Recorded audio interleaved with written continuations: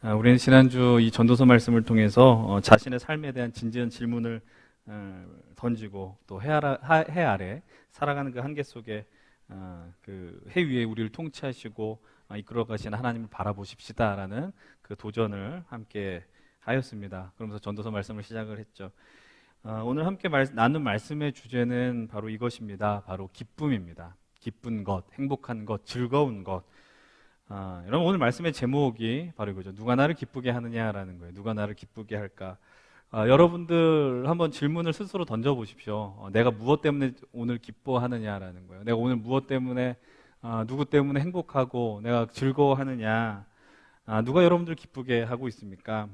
요즘 젊은 세대들이 우리 청년들이 기쁨을 얻기 위해 많이 선택하는 도전하는 분야는 아마 두 가지가 대표적인 것 같아요. 먹는 것이랑 바로 여행인 것 같습니다. 그래서 이 두 가지를 하나로 묶어서 우리는 먹방 투어 뭐 이렇게 표현을 하죠. 요즘 텔레비전 프로그램 가운데 꽤 많은 프로그램들이 먹는 것이나 여행에 대한 주제로 방송을 합니다. 뭐 요즘 공중파뿐만이 아니고 뭐 각종 종편이라든지 뭐 케이블 수많은 채널들이 있는데 제목만 봐도 먹는 것, 여행하는 것 얼마나 많은지 몰라요. 뭐 대표적인 것도 몇 가지만 생각나는 대로 막 써봤거든요. 뭐 요즘 뭐 짠내 투어라는 것도 있고 뭐 밥블레스유 뭐 맛있는 녀석들 현지에서 먹힐까 뭐 어서 한국은 처음이지 뭐 골목 식당 뭐 테이스티 로드 수민의 반찬 집밥 백선생 뭐 이거 다 본 분 계실 거라고 생각해요. 누군 다 보고. 네. 어쨌든 먹는 것이랑 여행과 연결된 프로그램이 정말 많아요. 이만큼 요즘 시대에 많은 사람들이 이런 부분에 열광하고 기쁨과 행복을 찾고 있습니다. 여러분들은 어때요? 여러분들도 먹을 때 많이 좋죠? 먹을 때 많이 웃고 먹을 때마다 먹기 전에 꼭 뭐 위에서 찍고 옆에서 찍고 막 이런 것들을 많이 하고요. 예, 그래요. 여러분들 어디서 정말 행복과 우리가 기쁨을 느낄 수 있을까? 우리가 그 질문에 대한 어떤 답변이라기보다는 우리가 오늘 말씀을 나누면서 많이 좀 생각할 수 있었으면 좋겠어요. 어찌되었든 우리가 해 아래 살아가면서 이렇게 슬프려고 살아가는 사람은 없잖아요. 기쁘려고 살아가지. 행복하면서 살려고 하지. 내 인생의 목적은 슬픔입니다. 나는 우울하기 위해서 살아갑니다라는 사람은 없다라고요. 만약 그런 분들이 있다면 그분은 되게 좀 치료가 필요한 분들이에요. 정말로. 오늘 우리가 함께 읽은 전도서 2장을 보면은 이 등장하는 전도자가 새로운 도전에 나서게 됩니다. 어떤 도전에 나서느냐? 1절 말씀을 한번 같이 읽어봅니다. 1절이요. 시작. 나는 내 마음에 이르기를 자 내가 시험 삼아 너를 즐겁게 하리니 너는 낙을 누리라 하였으나 보라 이것도 헛되도다. 내가 시험 삼았다 뭐 이렇게 표현합니다. 그리고 너를 즐겁게 한다. 여기서는 뭐 너는 누구를 의미해요? 바로 전도자 자신을 의미하겠죠. 물론 읽는 사람을 포함하기도 하겠지만 우리가 지난주 말씀 속에서 전도서를 누군가 이렇게 표현했다 그랬어요. 인생의 회고록이면서 뭐 반성문이다. 그리고 인생 예습서다. 뭐 이런 이야기를 했다라고 이야기를 했죠. 여러분들 이 전도자가 자신의 삶 속에서 고민했습니다. 나를 정말 기쁘게 하는 게 뭐냐? 나를 정말 행복하게 하게 하는 것이 무엇이냐라는 걸 고민한 거예요. 여러분 근데 이것은 고민이면서 또 질문이면서 그리고 우리가 뭐라고 이야기할 수 있느냐? 바로 본능이에요, 본능. 여러분들 다시 말하면 사람이 본능적으로 추구하는 건 뭐냐면은 행복이에요. 행복. 아까 전에 얘기한 것처럼 슬프기 위해서 난 불행하기 위해서 살아갑니다라는 사람은 단 한 사람도 없어요. 난 행복하기 위해서, 나는 기쁘기 위해서, 난 만족을 누리기 위해서 살아간다. 이거는 누구나 다 갖고 있는 전제라는 거예요. 여러분들 자신의 기쁨과 행복을 위해 다 살아가죠. 전도자는 자신의 삶과 기쁨, 행복을 위해서 이제 본능적인 것과 또 실험적인 것, 그것이 복합적으로 갑니다. 그것을 몇 가지를 추구합니다. 첫 번째는 어떤 걸 추구할까요? 본문 2절은 이렇게 이야기하죠. 2절 함께 읽어봅니다. 시작. 내가 웃음에 관하여 말하 이르기를 그것은 미친 것이라 하였고 희락에 대하여 이르기를 이것이 무슨 소용이 있는가 하였노라. 전도자는 어떤 걸 이렇게 탐구합니까? 탐구했다기보다 탐닉했다고 표현해야 되나요? 웃음이에요. 재밌는 거, 웃기는 거, 웃는 것. 웃음을 통해서 삶의 기쁨과 행복을 찾는 것이다. 여러분 웃는 게 문제가 있습니까? 여러분들 사람들 만날 때 잘 웃는 사람이 좋아요? 아니면 인상 쓰는 사람이 좋아요? 당연히 잘 웃는 사람이 좋아요. 웃는 건 상당히 중요한 부분인 거예요. 사실 우리 인생 속에서 웃음을 갖고 있고 산다는 것은 좋은 거고 또 유머가 있다는 것도 상당히 장점이 돼요. 유머러스한 사람들 많은 자매님들이 좋아하는 형제들 그 이상형 중에서 재미가 있는 사람, 뭐 이런 것들 많이 이게 뽑지 않습니까? 근데 뭐 그렇다고 처음 만나는 자리라든지 뭐 미팅 자리에서 지나치게 막 유머러스한 사람들은 어떻게 돼요? 남들 다 즐겁게 하고 혼자 외로워지는 경우 많이 있잖아요. 그렇죠? 예, 그런 사람들 많이 있는데 이 말씀을 오해해서 보면은 우리가 늘 진지해야 되느냐, 늘 막 뭐 상념에 빠지고 막 인생 막 뭐 생각하는 사람 로댕 그 작품처럼 막 고민해야 되느냐, 그리고 뭐 웃는 것은 천박하고 그런 것만이 좋은 것이냐 이렇게 오해할 수 있어요. 근데 절대로 그런 의미가 아니고요. 여기서 말하는 웃음은 말 그대로 웃음의 의미도 있지만은 또 그 말을 살펴보면 누군가를 비웃는 것, 경멸하는 그런 것들도 담겨 있습니다. 이 웃음은 아마 이런 것들인 것 같아요. 누군가와 비교하면서 그것을 비교 우위를 하면서 막 즐거워하는 것일 수도 있을 것이고, 또 누군가 약함을 바라보면서, 그러니까 흔히 말하는 강자만이 누리는 웃음이었을지도 모르고, 한편으로는 억지로 웃는 거 있잖아요. 내가 아픈데, 내가 참 힘든데 아픈 티 안 내려고 하는 그 슬픔을 억누르는 웃음일 수도 있다라는 거죠. 근데 전도자는 뭐라고 이야기합니까? 이거조차 다 헛되다라고 이야기를 하죠. 이 사람이 또 두 번째로 전도자가 참된 기쁨을 누리기 위해서 시도한 것, 3절은 이렇게 고백합니다. 3절도 한번 길지만 읽어봅니다. 시작. 내가 내 마음으로 깊이 생각하기를 내가 어떻게 하여야 내 마음을 지혜로 다스리면서 술로 내 육신을 즐겁게 할까? 또 내가 어떻게 하여야 천하 인생들이 그들의 인생을 살아가는 동안 어떤 것이 선한 일인지를 알아볼 때까지 내 어리석음을 꼭 잡아둘까 하여. 이 사람이 어떤 것으로 기쁨을 경험하겠다라고 결단해요? 바로 술이라는 통로를 통해서 하겠다라는 거예요. 이 방법은 이 전도자만이 아니라 오늘날 많은 사람들이 또 추구하는 방법 아니에요? 이걸 통해 내가 기쁨을 경험하고 싶다. 아니면 괴로움에서 벗어나고 싶다라는 거죠. 오늘 주제는 뭐 술에 대한 부분은 아니지만 성경에서는 분명 술에 대해서 긍정적인 부분과 부정적인 부분 두 가지를 다 다루고 있습니다. 근데 분명 전도자는 술을 통해서 내 기쁨을 찾고자 했다라고 이야기해요. 근데 이건 역시 만족스럽지 못한 방법이었다라고 고백합니다. 여러분들 오늘날 혹시 이곳에서 이 전도자와 같이 이런 방법으로 내 기쁨을 찾겠노라라고 결단하는 분들이 계십니까? 근데 그런 분들에게 남는 건 뭐예요? 남는 것은 술값으로 지불한 카드 명세서랑 그리고 좋지 않은 간뿐이 없다라는 것이죠. 그러니까 너무 지나친 건 해롭다라는 거예요. 여러분들 근데 이 말씀을 보면은 참 전도자가 여유롭다라는 것을 우리가 보게 됩니다. 전도자가 자신이 목표로 하는 것을 이루지 못하겠다고 해서 거기서 멈추지 않아요. 끊임없이 도전을 해요. 이제 그가 또 한 가지를 시도합니다. 본문 4절 이하의 말씀을 한번 시선을 둬 보십시다. 좀 우리 아까 읽은 말씀이긴 하나 4절부터 9절까지요. 교독을 한번 해볼게요. 제가 4절을 먼저 한번 읽어보겠습니다. 나의 사업을 크게 하였노라. 내가 나를 위하여 집들을 짓고 포도원을 일구며 여러 동산과 과원을 만들고 그 가운데 각종 과목을 심었으며 나를 위하여 수목을 기르는 살림에 물을 주기 위하여 못들을 팠으며 남녀노비들을 사기도 하였고 나를 위하여 집에서 종들을 낳기도 하였으며 나보다 먼저 예루살렘에 있던 모든 자들보다 내가 소와 양떼의 소유를 더 많이 가졌으며 은금과 왕들이 소유한 보배와 여러 지방의 보배를 나를 위하여 쌓고 또 노래한 남녀들과 인생들이 기뻐한 처첩들을 많이 두었노라. 내가 이같이 창성하여 나보다 먼저 예루살렘에 있던 모든 자들보다 더 창성하니 내 지혜도 내게 여전하도다. 전도자가 웃음 그리고 술 통해서 어떤 기쁨과 만족을 내가 어떤 극한 그런 부분들을 경험하겠다라고 했는데 결국 숲으로 돌아갔잖아요. 그래서 그가 선택한 게 뭐예요? 자신의 재력, 부요함에 대한 집중이었습니다. 그는 사업을 크게 했다라고 이야기했어요. 요즘도 마찬가지지만 사업을 하려면은 자본금이 있어야 돼요. 그렇지 않습니까? 그는 그런 충분한 능력이 있었고 거부였어요. 수많은 종들을 거느렸다라고 이야기를 해요. 여러분 솔로몬이 얼마나 대단한 재력가였는지, 그는 왕이기도 했지만 어마어마한 부를 축적한 사람이죠.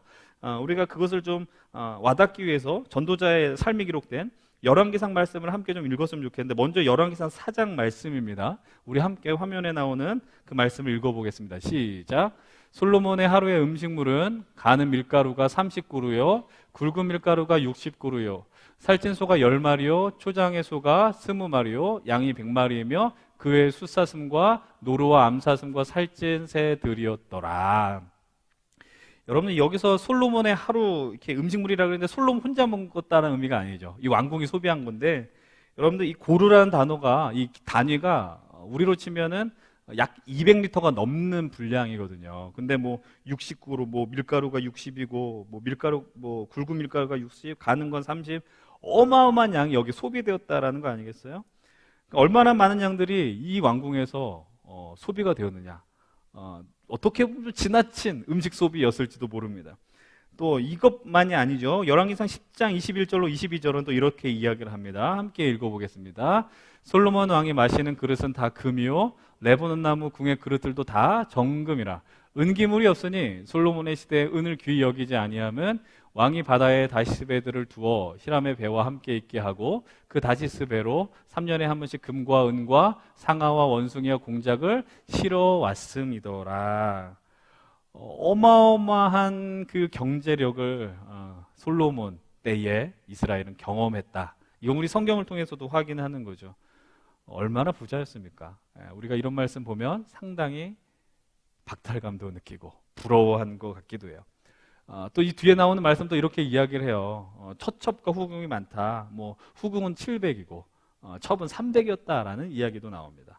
누구도 넘볼 수 없는 막강한 권력과 막강한 재력과 그리고 쾌락까지 경험할 수 있는 기반이 전도자에게 있었습니다. 그런데 그렇게까지 그가 힘을 쏟은 것, 그 행복과 기쁨을 쏟는 이유가 무엇이냐? 우리는 또 그것에 대해서 발견할 수 있게 되는 거예요. 왜 그렇게 하느냐? 그것은 다른 나라와 비교 우위를 확인하기 위함이라는 거예요. 7절과 9절에 반복되는 표현이 있어요. 뭐가 있냐면 예루살렘에 있는 모든 자들보다라는 표현이 나와요. 내가 먼저 있었던 이들보다 예루살렘에 있는 모든 자들보다 내가 더 잘 살았고 지혜가 있고 이렇게 해달라는 거죠. 물론 예루살렘이라는 지역으로 한정을 지었지만 그의 시선이 뭐 예루살렘이 아니라 그 주변 국가까지 가지 않았겠어요? 여러분 우리가 비교를 해요. 그렇지 않습니까? 우리가 살면서 제일 많이 하는 게 기분 나쁜 게 비교이기도 하지만 우리 스스로 만족을 얻기 위해서 기쁨을 누리기 위해서 하는 또 사용하는 방법이 뭐냐면 비교라는 거예요. 비교를 통해서 만족을 누리고 비교하면서 자랑하고 싶은 거예요. 왜 자랑을 해요? 내가 너보다 더 낫다라는 거죠. 과시하고 싶은 거예요. 우리는 오늘도 그거 확인하고 싶은 거 아니에요. 내가 똑같은 옷을 만약에 입었다. 근데 내가 너보다 뭐 맵시가 좋다. 내가 동일하게 뭐 너하고 동일한 연수차를 일했다. 그러면 내가 더 돈을 많이 받는다. 이런 것들이 우리 안에 얼마나 많이 있어요. 자기 확인이라고 생각하는 거거든요. 그래서 기쁘다라고 생각한다고요. 여러분 우리가 지난주도 살펴본 말씀인데요. 다시 한번 10절에 보면은 참 우리 마음이 아픈 말씀이 나오지 않습니까? 10절 말씀도 한번 다시 읽어봅니다. 시작.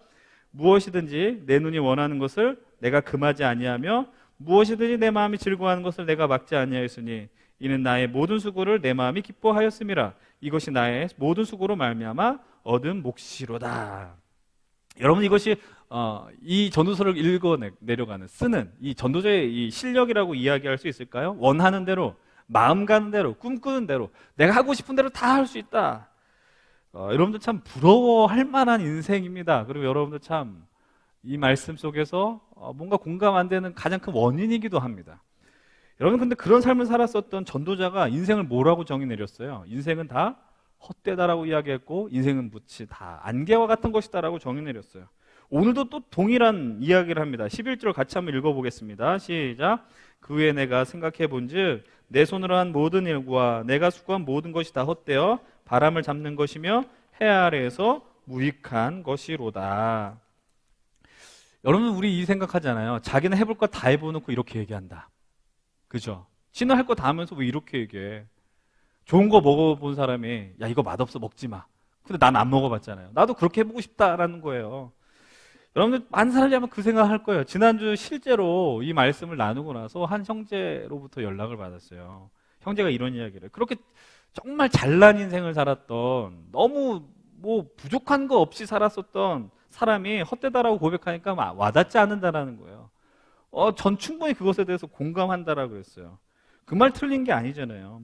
여러분들 만약에 지금 이 시대 속에서 이 전도자가 어떤 언론하고 인터뷰를 했는데 막 어디 그룹 회장 뭐 아들이고 뭐 너무 차 100대를 끌고 있고 뭐 이런 사람에게 다 세상에 다 퍼진 사람이에요. 그런데 그 사람이 인터뷰를 해가지고 인생 사는 게 별거 없어요. 그런 거 다 소용없어요라고 많이 인터뷰한다면 어떤 일이 벌어지겠어요? 여기서 분명 좀 독특하신 분은 청와대 청원 게시판에 글 올릴 거예요. 그 사람 그 언론 그 기사 내리라고 이렇게 할 거란 말이에요. 얼마나 이해가 안 되는 거죠. 그게 요즘 분노를 일으킬 만한 그런 인터뷰 아니겠어요? 근데 여러분들 지금 전도자가 시도했던 모습들이 남의 얘기가 아니라는 거죠. 남의 얘기가 아니라 바로 누구의 이야기? 바로 오늘 사는 우리의 이야기라는 거예요. 전도자가 추구하는 거, 전도자가 실험했던 거, 전도자는 사실 그거 안에서도 이미 갖고 있는 사람이었지만, 그러나 오늘 우리는 그것을 향해서 나간다라는 거죠. 여러분들 우리 기쁨과 행복을 누리기 위해서 쉬던 수많은 일들이 있어요. 여러분들 열심히 일해요. 열심히 일해서 돈을 많이 벌고 저축을 하고, 또 여러분들 또 맛있는 것을 많이 찾아다니는 이유는 뭡니까? 또 예쁜 카페를 찾아다니고 여행을 가고 또 여러 가지 무언가 내가 수집하고. 왜 여러분들 우리가 그렇게 기쁨과 행복을 추구할까요? 여러분 왜 이렇게 기쁨과 행복과 어떤 만족을 위해서 나갈까요? 그건 나쁜 일입니까?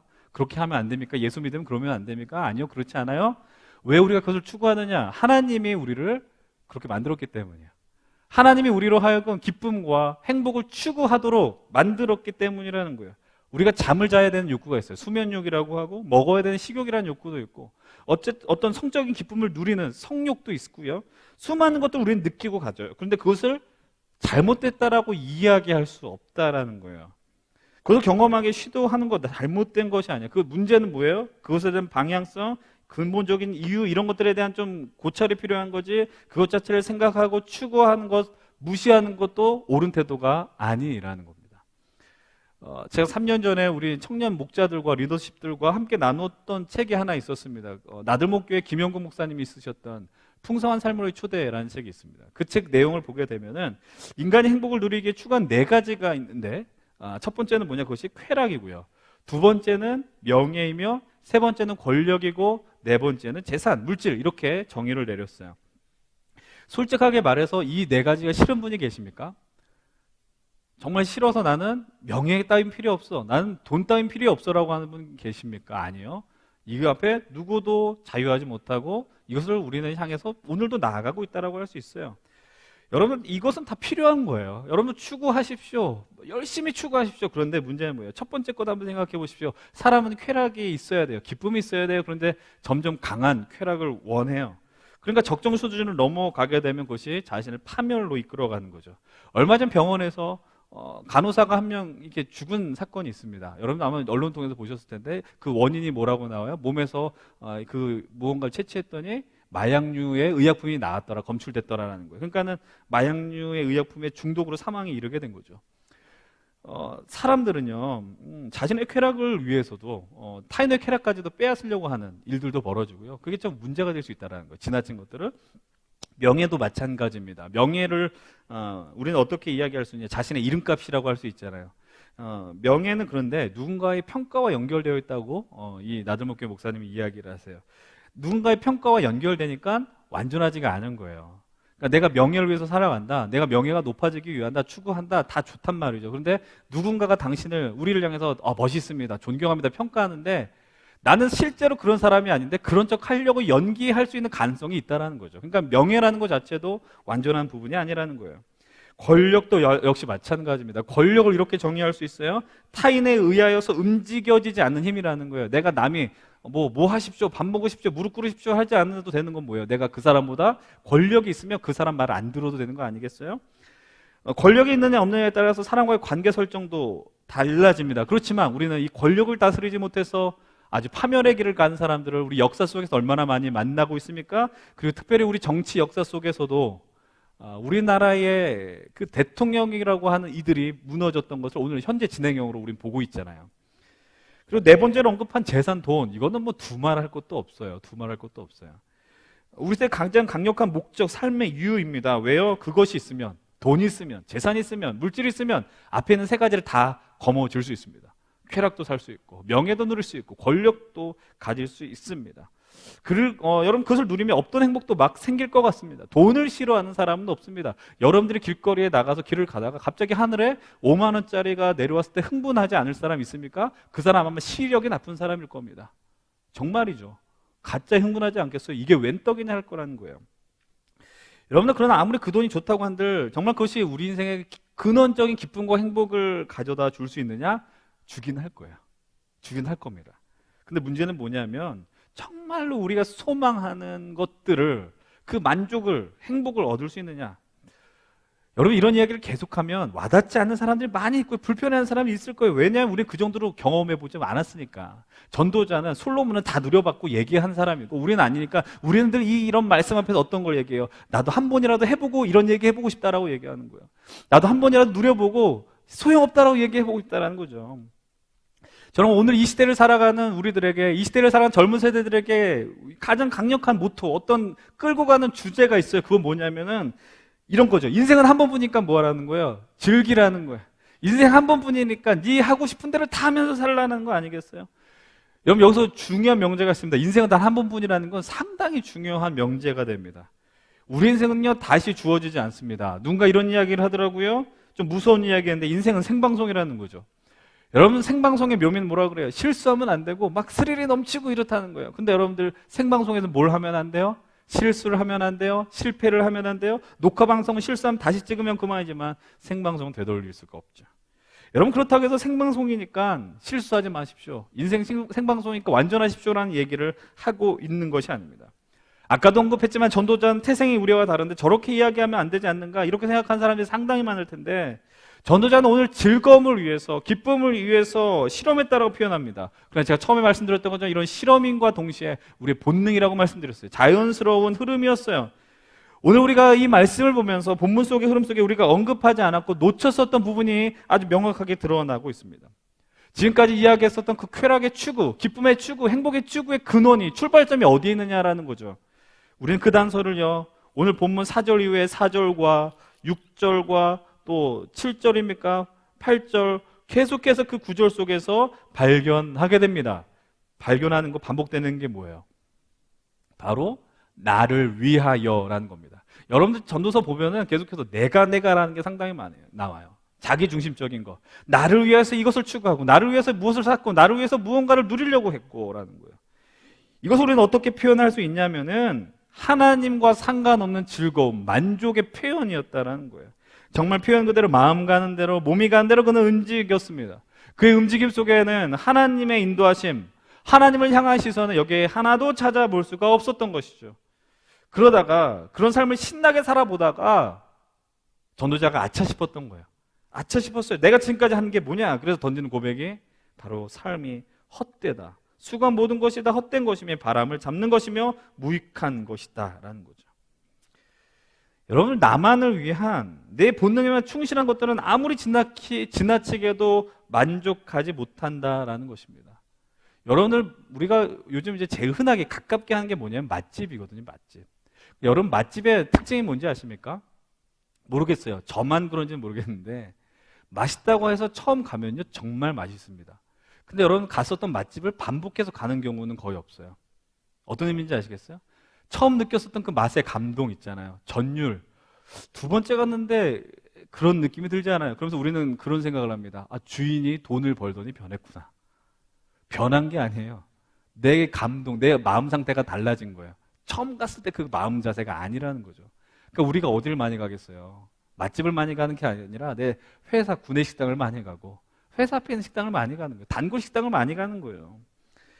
오늘 이 말씀을 나누면서 우리가 계속해서 오해될 수 있는 것이 있어요. 우리가 하나님을 믿고 살아간다는 것은 아까 전에도 말씀드렸는데 쾌락, 어떤 웃음, 즐거움, 행복한 상관없는 것 추구하면 안 되는 것이냐라는 것, 이 방향으로 흘러갈까 봐 걱정이 되는 것이죠. 그런데 분명하게 말씀드리면 우리 하나님은 우리에게 즐거움을 없애려고 오신 분이 아니에요. 우리 행복을 없애기 위해서 오신 분이 아니라는 사실이에요. 누군가 좀 재밌는 표현을 하셨습니다. 어떤 표현을 했냐면은 우리 하나님은 우리의 흥을 깨려고 하는 분이 아니라는 거예요. 우리가 살면서 막 기뻐하고 흥이 있잖아요. 근데 하나님이 오셔가지고 초친다. 우리말로 좀 약간 속된 표현이지만 초를 치기에 오신 분이 아니라는 거예요. 여기서 한 가지 이미지를 보려고 그래요. 여러분, 이 이미지를 본 분들이 상당히 많이 있을 텐데 제가 구글에 이제 지저스 래핑이라고 이렇게 쳐서 이게 한번 찾아본 거예요. 그게 뭐냐면 예수님께서 아주 호탕하게 웃고 있는 이미지입니다. 근데 안 올려주시는 거 보니까 됐네요. 예. 빨리 해주셨으면 좋겠어요. 되게 당황돼요. 안 하면. 예수님이 막 신나게 웃는 장면이에요. 우리 예수님 그림 보면 어떤 거 많이 느껴져요? 십자가에서 달려서 피를 흘리는 장면. 예수님이 십자가에 이렇게 뭔가 그 면류관에 눌려서 고통스러워하는 장면들.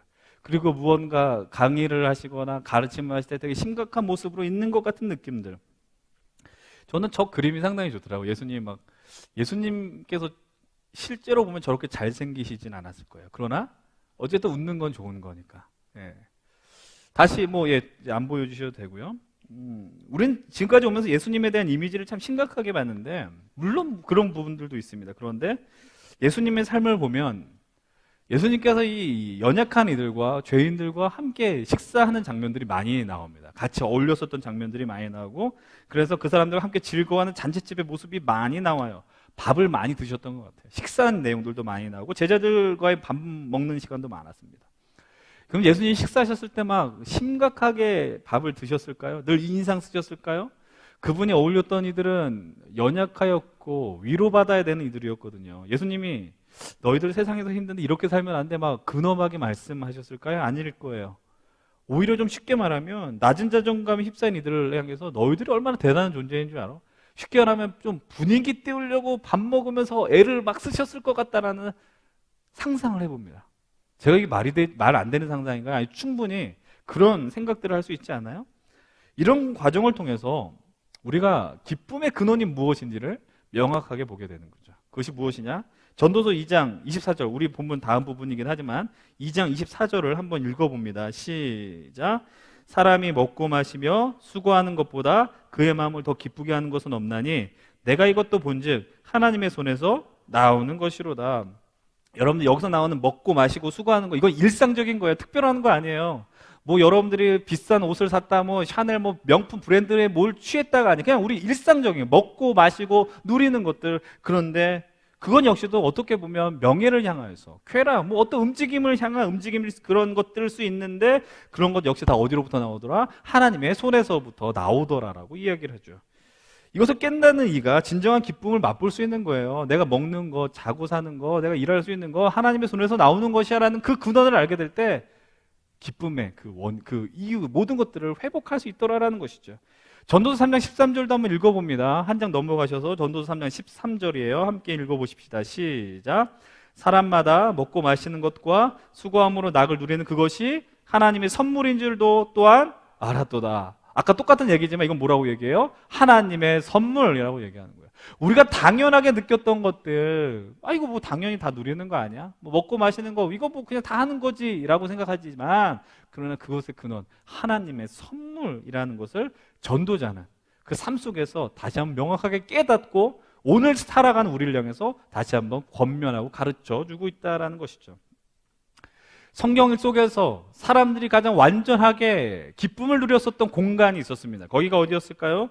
그 환경이 조성된 곳, 그것은 바로 에덴 동산입니다. 여러분, 에덴이란 단어 자체가 바로 기쁨이라는 의미가 담겨 있어요. 에덴 동산에서요, 정말 에덴을 맛볼 수 있는 근본적 이유가 무엇일까요? 에덴 동산에서 하나님이 아담과 하와를 향해서 뭐라고 그랬어요? 너희들 먹고 싶은 거 다 먹어도 돼, 마음껏 놀고 싶은 대로 놀아도 돼, 이렇긴 했거든요. 그러니까 거기가 에덴 동산일까요? 하고 싶은 대로 다 하니까 에덴 동산이에요? 하고 싶은 대로 다 했다가 걔네들이 망했잖아요. 하고 싶은 대로 했다가 쫓겨났잖아요. 거기서 에덴 동산이 에덴이 될 수 있는 이유는 무엇이냐면 그곳에서 하나님과 함께 했다라는 거예요. 성경을 읽으면 뭐라고 이야기해요? 그 인류 최초의 인간 하나님과 함께 동산에서 거닐었어요. 같이 산책하고 같이 어울리고 살았다라는 거예요. 하나님과 함께 뭐 가을이 되면 단풍놀이 했을 거예요. 5월 4, 5월 되면은 벚꽃 보러 갔을 거예요. 그것이 가장 큰 기쁨과 행복이었다라는 거죠. 하나님은 오늘도 우리를 향해서 기쁨과 행복을 주려고 애를 쓰고 계심을 여러분 기억하십시오. 하나님이 여러분들을 심각하게 하려고 하는 분이 아니라 오늘도 우리에게 기쁨 주려고 애쓰신다고요. 다시 말하자면 그분이 우리를 향해 늘 인상 쓰고 다니라고 하시지 않았어요. 우리는 믿음의 길 속에서 하나님의 영광을 돌리고 싶은데 못해가지고 죄책감에 빠진 사람들 많잖아요. 내가 하나님 앞에 하나님 늘 생각하고 기도 많이 해야 되고 성경 보고 뭐 그렇게 해야 되는데 나 왜 그렇게 못 살아요? 하나님 죄송해요. 막 이렇게 신앙생활하는 사람들 많지 않습니까? 여러분, 근데 그렇게 하는 게 신앙의 길을 온전하게 경험하는 게 아니라는 거예요. 여러분, 기독교 쾌락주의자라고 불리우는, 여러분 아마 존 파이퍼 목사님 아마 이름 많이 들어봤을 겁니다. 얼마 전에 은퇴하셨는데 존 파이퍼의 이야기에 우리가 귀를 기울일 필요가 있어요. 존 파이퍼는 자신의 대표적인 책 제목이고요, 하나님을 기뻐하라는 책에서 이런 이야기를 해요. 하나님께 영광을 돌리는 것이랑 우리의 기쁨이 상관이 없는 게 아니라는 거예요. 우리는 기쁘면 하나님 별로 안 좋아할 거라고 생각하잖아요. 근데 하나님이 기뻐하는 거랑 내가 기뻐하는 거는 반드시 연결된다라는 거예요. 그는 그렇게 말합니다. 우리가 하나님을, 그분으로 가장 만족해하면 하나님은 거기서 가장 영광을 느끼신다라는 거예요. 영광, 만족하신다라는 거예요. 하나님께서 영광을 받으시는 거는 우리들이 어떤 명예를 차지하고 쾌락을 누리고 어떤 권력을 가져서 거기 위에 올라가가지고 뭐 돈을 많이 벌어서 헌금을 많이 하고 어떤 뭐 연예인들처럼 뭐 시상식 나가서 하나님께 영광을 돌립니다. 그 멘트를 쳐서 하나님이 좋아하시고 영광 받는다는 개념이 아니라 우리에게 허락한 삶 속에 그냥 그분으로 만족하면, 그분으로만 기뻐하면 하나님도 기뻐하신다라는 거예요. 내용물이 아니라는 거예요. 결과물, 환경 때문에 기뻐하시는 게 아니라는 거예요. 하나님의 기쁨과 우리의 기쁨은 별개의 것이 아니라 분명하게 연결된 것입니다. 그래서 진정한 기쁨과 행복을 위해서 오늘 우리에게 그분이 주시는 게 뭐예요? 사랑해 주시잖아요. 여러분들, 우리가 추구하는 게 뭐냐면 사랑받는 거라고요. 지금 우리가 이 땅에 살면서 왜 괴로워요? 왜 힘들어요? 결핍이야. 어떤 게 결핍입니까? 사랑받지 못하면 결핍이죠. 사랑받지 못하니까 이 네 가지를 다 추구하려고 그러는 거예요. 명예를 얻고 쾌락을 누리고, 그래서 거기서 내가 누리지 못하는 걸 채우려고 하고 있고, 여러분 그렇게 지금도 애쓰면서 살고 있지 않느냐라는 거예요. 너무 유치한 예일지 모르지만 여러분들이 갖고 있는 지갑에 어떤 게 담겨 있느냐에 따라서 신경이 많이 쓰일 거예요. 그냥 교통카드 한 장도 없는 지갑 누가 책상에 올려놔도 가져가는 마나 이거 신경도 안 쓰잖아요. 대한민국 사람처럼 카페에 뭐 핸드폰 많이 올려둔 사람도 없다면서요. 어쨌든 여러분, 지금까지 제가 살아오면서, 이것도 좀 유치한 얘기긴 한데, 제가 지금까지 살면서 한 번도 이 핸드폰을 사용한 이후로 최신 폰을 쓴 적이 한 번도 없습니다. 다 몇 세대 지난 핸드폰, 또 아니면은 또 뭐 중고폰 사고 막 이렇게 해서 한 달에 10만 원씩 그 돈을 왜 씁니까? 그런데 제가 얼마 전에 정신이 나가서 최신 폰을 제가 이렇게 했어요. 그런데 그리고 나서 생긴 마음이 뭐냐? 아, 이 핸드폰 떨어뜨리면 어떡하지? 그리고 저 핸드폰 누가 가져가면 어떡하지? 물론 홍채인 씨께서 쓰지는 못하겠지만 어쨌든 그런 생각이 있고, 그래서 역시 생애 처음으로 제가 핸드폰에 보험을 가입했습니다. 여러분들, 우리가 근데 이 얘기 와닿긴 하죠. 예. 뭔가 많이 갖고 있으면 별의별 생각이 많이 들어요. 많이 쓰면 생각이 많이 든다고. 이게 우리 수준입니다. 제 수준인가요? 예. 우리가 부족해도, 우리가 연약해도, 갖고 있는 게 없어도 그분의 영광과는 하등 상관이 없다라는 거예요. 오히려 우리가 그 사실을 깨닫게 되면은 다른 기쁨과 만족과 행복이 막 밀려오게 되는 거예요. 그것이 무엇입니까? 내가 그분께 사랑받고 있다는 거예요. 그냥 우리가 그 말이 제일 좋잖아요. 야, 내가 너로 그냥, 야, 너만 있으면 돼. 너 하나로만 만족해. 이 말 말고 뭐가 있어요? 그게 사랑받는 거죠.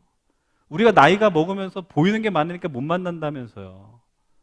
뭐 조건이 많이 보이고. 근데 진짜 보이게 되면, 진짜 사랑하게 되면 어떻게 조건을 다 만족시킵니까? 조건이 안 만족스러워도 그냥 당신만으로 내가 만족한다라고 되는 거예요. 그게 진짜 사랑하는 거거든요.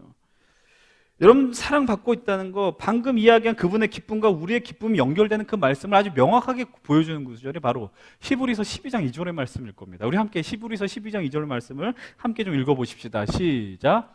믿음의 주요 또 온전하게 하시는 이인 예수를 바라보자. 그는 그 앞에 있는 기쁨을 위하여 십자가를 참으사 부끄러움을 개의치 아니하시더니 하나님 보좌 우편에 앉으셨느니라. 예수님이 십자가를 참았어요. 십자가는 아픈 것도 있고 수치스러움도 있어요.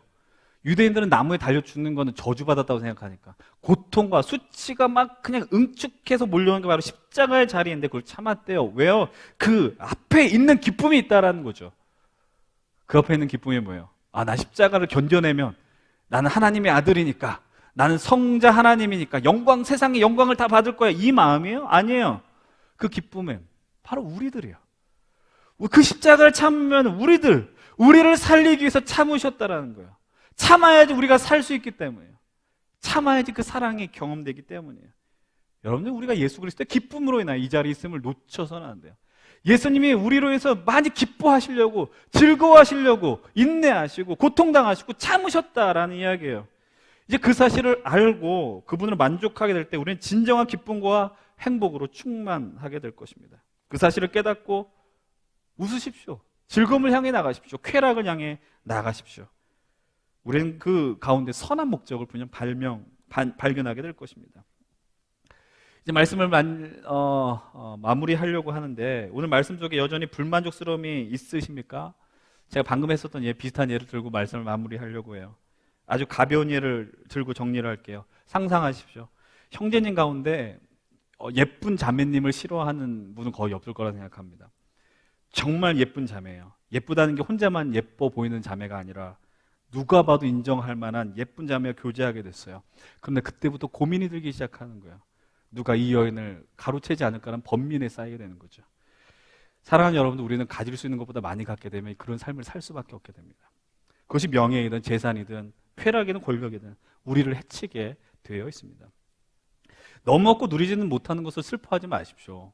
여전히 이 말이 위로가 되지 않을지 모르지만, 그러나 이 믿음의 길을 가고 하나님을 알게 된다면 제가 하는 오늘 이 이야기는 분명하게 여러분들 인생 속에 날마다 분명히 경험하게 될 거예요.